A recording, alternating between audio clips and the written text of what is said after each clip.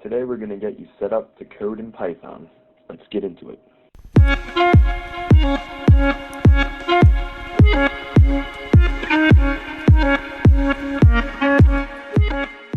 So today I'm going to show you two different ways that you could get started coding in Python. One of them is going to be just using a text editor and the command line, and the other one is going to be using Jupyter Notebooks.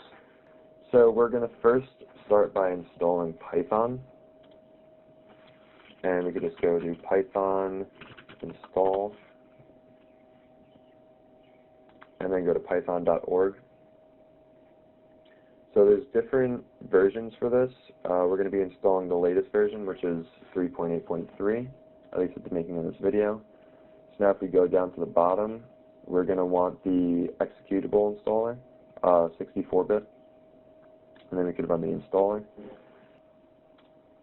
So the default options are going to be what works for the majority of us. If you want a custom install, you could click that. But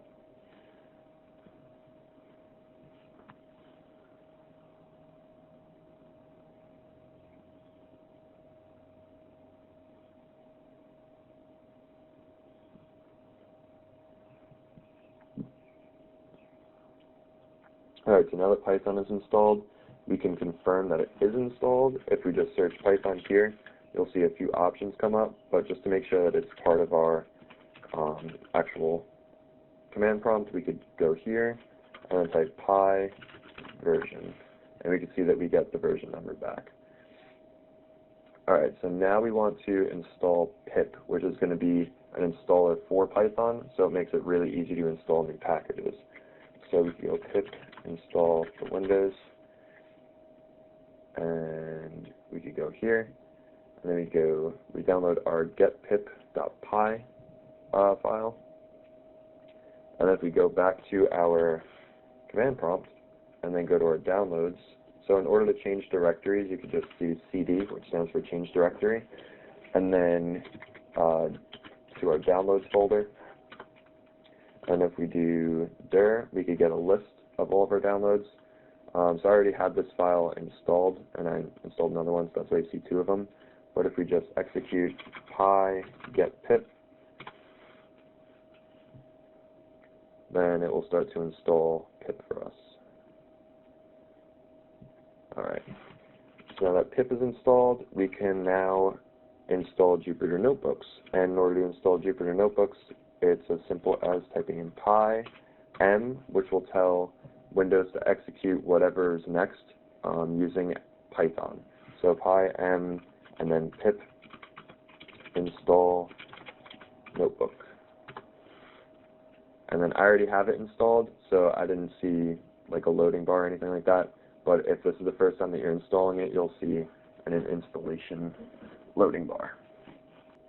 Okay, so now what we want to do is we could test out Jupyter Notebooks. And to test that out, we could just change back to our desktop. We could go to one of the folders, which I already have some files created. And we could just type in -m or -m and then Jupyter Notebook. Alright, so now we are in our folder, and we could create a new Jupyter Notebook. So we click New, Python 3, and that will create a new notebook. We could change the name of the file. So let's do Hello World. And now within this file, everything will be executed with our kernel, which is Python 3. So if we were to type in print Hello World, and then we could either click the Run button, or we could also click Shift Enter, and that will also run it as well. So here we could see Hello World is executed there. If we were to try something else, Hello Gym, and then press Shift Enter, we'll see Hello Gym here. So the cool thing about Jupyter Notebooks is I could set a variable in this segment of code, say a equals 3, and then execute that, and then we could do b equals 5, execute that, and then we could run a plus b, which will give us 8.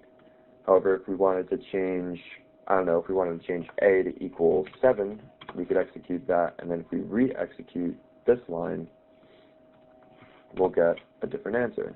So we didn't have to run b equals 5 again in order to run this, because the variable was already stored previously, and we don't have to rerun the code in order to get that data back.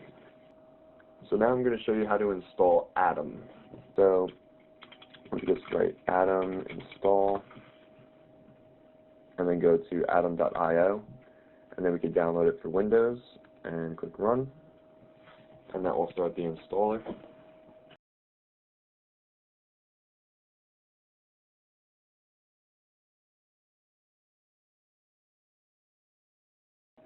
Alright, so now that Atom is installed, this is what the welcome screen will look like.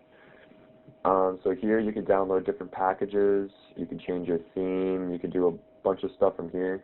I'll just introduce you to packages because that's going to be important, and that's what makes Atom really unique with its customizability. So you can open the installer, and here you already see a bunch of different packages that you can install. We'll take a look at Hydrogen. Hydrogen will essentially implement what we saw with Jupyter Notebooks into Atom. So you could execute certain areas of code within your text editor. Here you'll see a bunch of information on it. You can even see sometimes short videos on what the package will do. So here you can see Hydrogen action. Yeah, you can explore that on your own.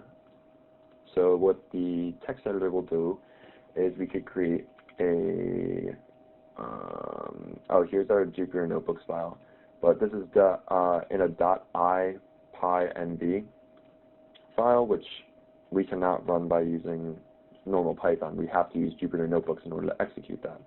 However, if we wanted to create a regular Python file, we could call this hello world dot, let's take the space out of there, hello world .py. So now we have just a normal Python file. And here we could write the same Python script, hello world. And if we save that, and then open up our command prompt again, and change to that directory,